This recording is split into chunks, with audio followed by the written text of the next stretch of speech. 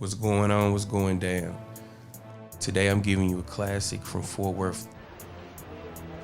At 7 this morning, a barrage of bullets left bodies strewn both in and outside the Glass Key Cafe on Luella in East Fort Worth. 7 people were shot, 4 are dead. Ski-masked men carrying high-powered weapons stormed the lounge to rob a high-stakes dice game. Willie Powell was outside and saw the trouble coming. Here come a Chevrolet pulling up. 4 guys jumped out. 2 black, 3 black, and 1 white. 3 black and 1 white. So 3 goes inside and 1 stays out here on the sidewalk. The robbers stormed the club yelling "Task Force" in an obvious effort to appear to be police raiding this notorious gambling spot. Police say the dice game pot was well over $100,000. The club owner says the robbers' message was simple. Put your money on the table, that's all they said. Within moments, the bandits were gone with most of the money, and 2 men lay dead in pools of blood. One had $60,000 in his pocket. 2 other victims were pronounced dead later at local hospitals, yet 3 others have injuries that vary from critical to a flesh wound.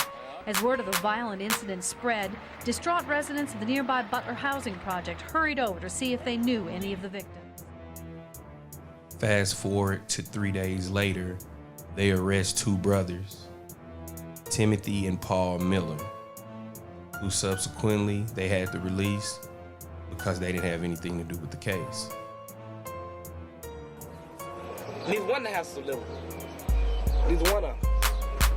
But this one here, this is the worst. They just tore this one up. Tim Miller is angry. He doesn't believe that he and his brother Paul deserve to have their homes raided and ransacked by the Fort Worth police last Thursday night. Today, he said the police should be responsible for the damage, as he pointed out the general mess, the holes caused by tear gas canisters, and the rooms where the putrid gaseous odor still lingers. This one caught the most trouble. Tim says he and his brother were suspects in the Glass Key Cafe case only because of the guns they had in their houses. It wasn't like we had Uzis and stuff, just a few shotguns. Tim says the damage to his name is worse than the damage to his house. They kind of screwed my life up. Well, I know I can't get a job, but I'm going to go try. Paul Miller's had a job for the last 3 years. Paul Miller went back to work today at this transmission shop where he was arrested last Thursday. He did not want to talk to us on camera here, neither did his boss. They both say their lives and work have been totally disrupted. Paul did make a statement last night when he and Tim were released by the police because of lack of evidence. I'm a working man, and just like, they screwed up my house, screwed up my name and everything else, and I don't appreciate that one bit. Fort Worth police are saying they didn't find anything at the 2 Miller brothers' houses to link them directly to the incident at the Glass Key Cafe. However, they do say they got information that may be helpful in solving the case. May 14th, 1990. A lot of lives were changed forever in the city of Fort Worth. If you're from the city of Fort Worth, I'm pretty sure you're familiar with this story. And we're here at the place where it started at, the Butler Housing Project, where Julian Burt went and got Robbie Robinson, Malcolm Griffin, and Anthony Finelli to commit one of the most heinous acts in Fort Worth history.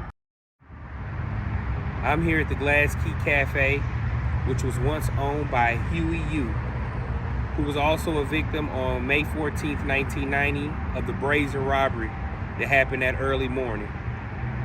It was alleged $250,000 was on the table at the time of the robbery, but they also left the victim in here with $60,000 on his person. That was Robert Satterwhite.